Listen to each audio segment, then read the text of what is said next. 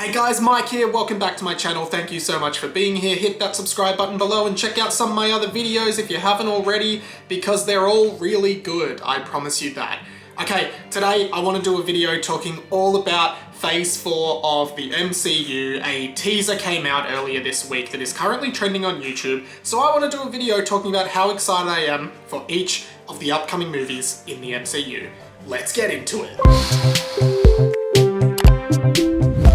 So I did a video a little while ago on this channel talking about WandaVision, which was a show that I absolutely loved, and the main point I made in that video was that WandaVision was the perfect show to tease ahead to the Phase 4 of Marvel Cinematic Universe, and also it really helped break that Marvel fatigue for me. I was kind of relieved in 2020 when, because of COVID and post-Endgame, most of Marvel really slowed down that year. There wasn't a huge amount of Marvel content that year, and I feel like it was a well-earned but also well-needed break. I really did feel like for that 6-year period where every year there were like 2 or 3 Marvel films coming out, I started getting really fatigued with them. But when I saw WandaVision, it just took me right back into that world, and it felt like it was the exact right amount of time and amount of space for Marvel to take before launching their next thing. So I guess for the next 3 years, there are, I think, 11 Marvel films scheduled, 4 of which are going to be released this year, which will really kick like this next phase of the MCU into action. And I guess Phase 4 is going to be one of the most interesting phases so far, particularly because obviously at the end of Phase 3,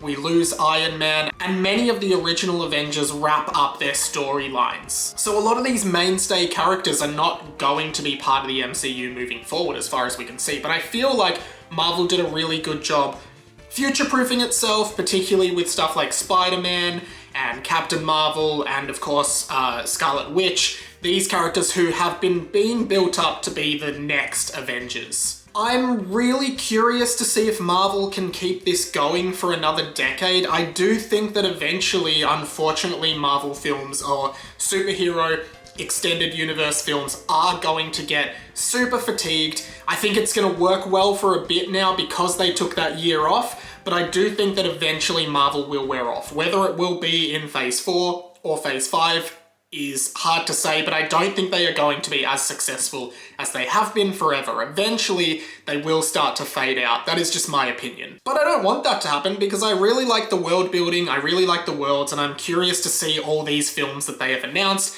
and I decided I'd just go through all of the movies here and talk about what I think of them, am I excited for them, and etc. So let's start by talking about the next chronological release for the Marvel Cinematic Universe, which is Black Widow. Okay, so personally, I'm gonna say that I'm not too excited for this movie. I think it'll be fine, and I think people and hardcore fans of the MCU will really like it. I'll definitely see it, but I'm not that excited for it, purely in the sense that this one doesn't seem like it's going to necessarily move the narrative forward. It's set after Civil War, before Infinity War, and of course, Black Widow did die in Avengers Endgame. So I feel like this is kind of an afterthought, like a lingering part of Phase 3 that's going to kick off Phase 4. Obviously, I don't think Marvel is going to let it not narratively bring it forward. I think there will be some post-credit scene that shows that something in this movie was relevant to everything moving forward.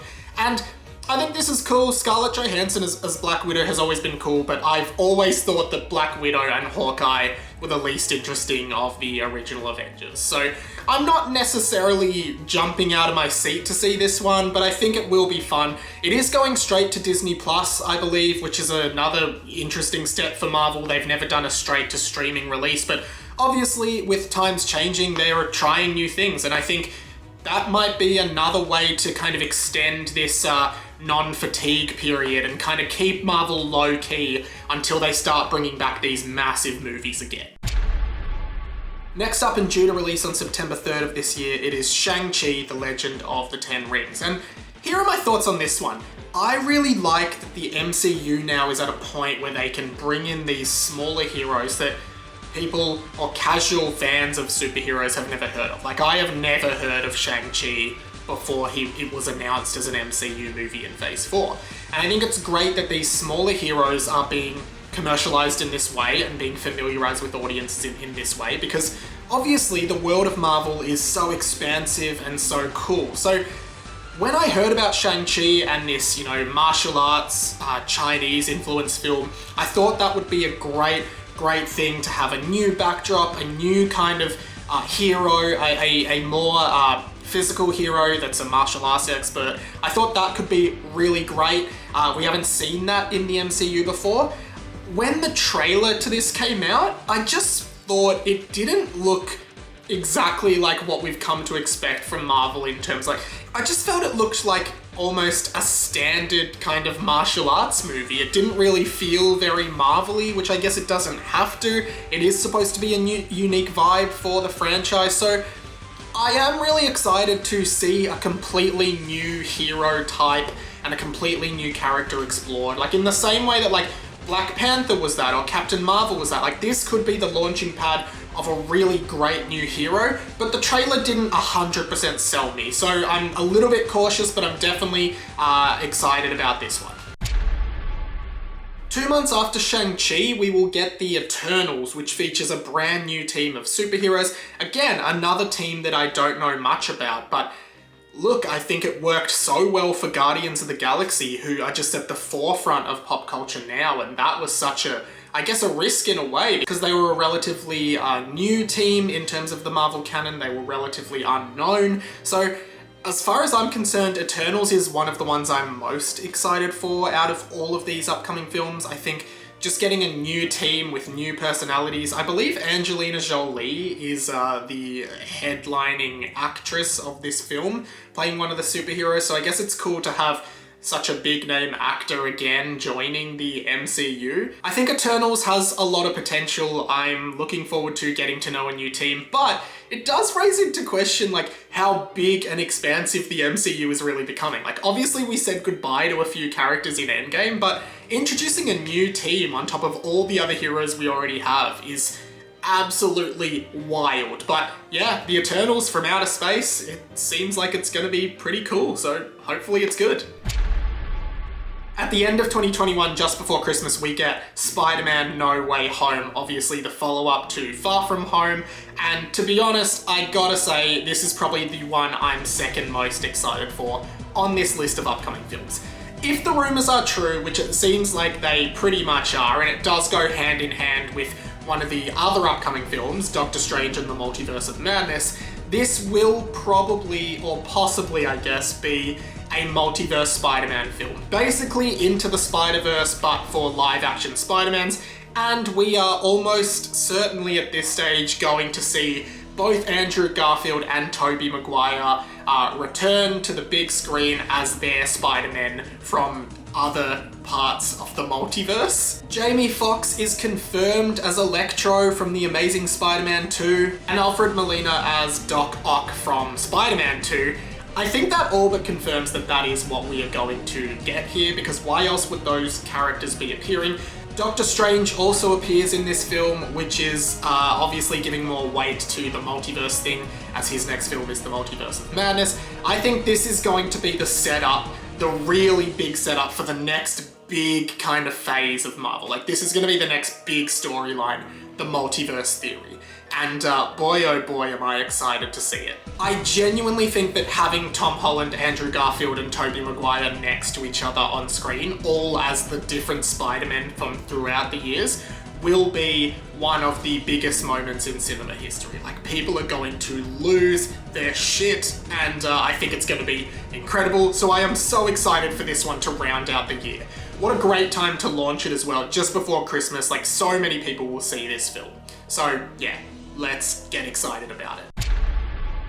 March 2022, Doctor Strange in the Multiverse of Madness. This one features Scarlet Witch after her appearance in WandaVision, which seemed to imply that some kind of multiverse thing was going on. There was obviously that fake out with Quicksilver from the X-Men franchise appearing, but he didn't end up being that character. A lot of people were disappointed about that, but I do think that that might have been a fake out on purpose, because I think in Multiverse of Madness we may get Magneto, who in the Marvel comics is Scarlet Witch's father.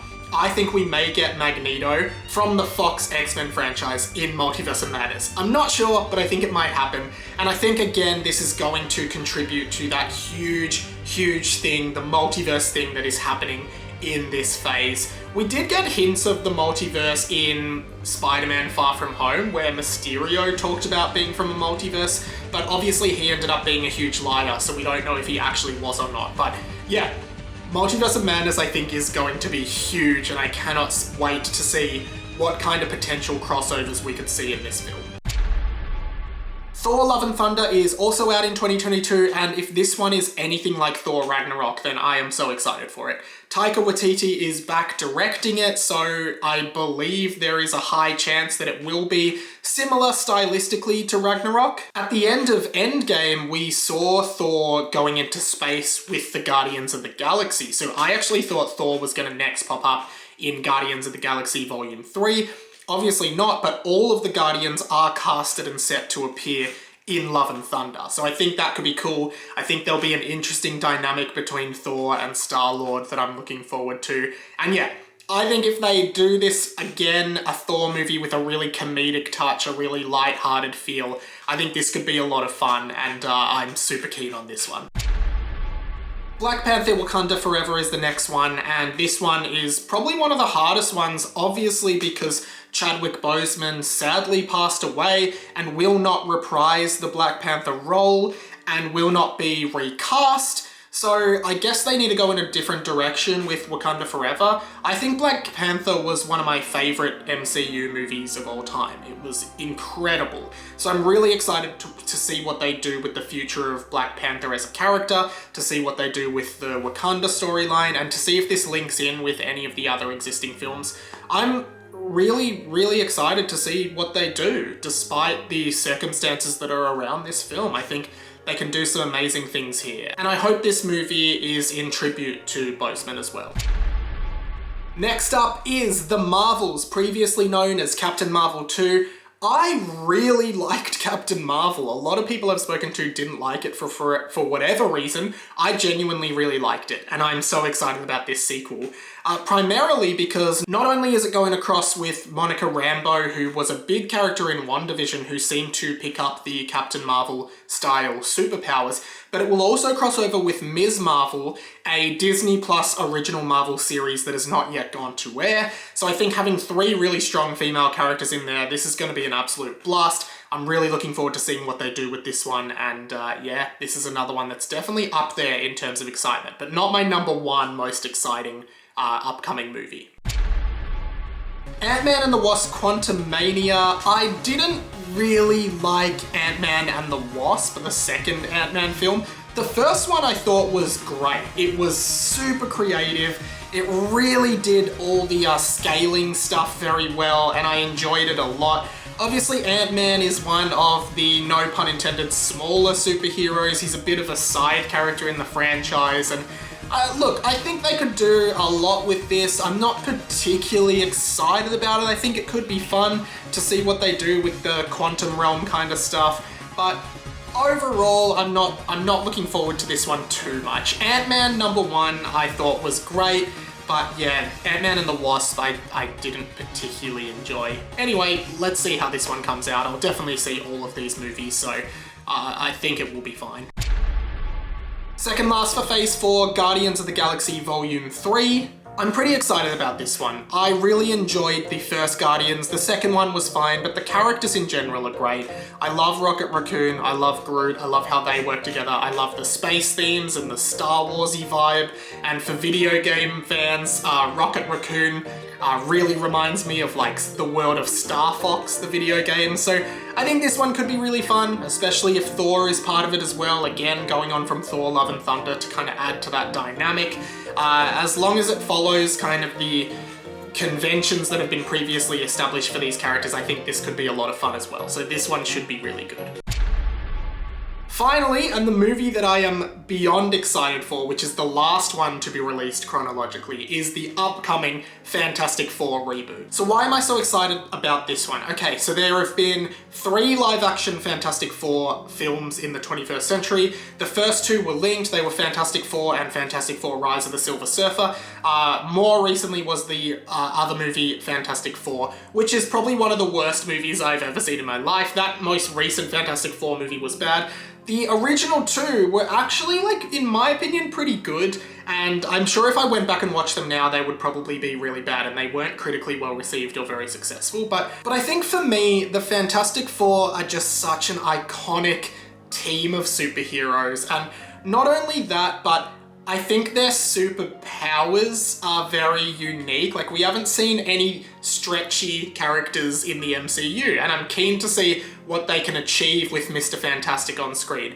Even the story of The Thing and his challenges, I think would be great. Seeing The Thing come up against Hulk, I feel like is an inevitable thing that the MCU will do. And Human Torch as well as Invisible Girl, but Human Torch in those original ones, who was played by Chris Evans, was such an incredible character, so much fun. This fun-loving guy who can set himself on fire, really reckless. I am really excited to see what kind of Fantastic Four movie can be made when in the right hands, because I don't think any of those films were in the right hands, particularly the most recent Fantastic Four film. So I am so excited to see the Fantastic Four reimagined again and to see them in the MCU. Next up, I really hope they put the X-Men into the MCU. Maybe we get something like that with the multiverse kind of thing, but I'm not sure. But what do you think? What are you most excited about for the Phase 4 of MCU? Let me know in the comments below, and please subscribe to my channel. I do all kinds of pop culture videos, some of which are on screen now, and you should check them out. But until then, I will see you in another video or in my next video. See you later. But I went to run my hand through your hair and I noticed you were attached to string.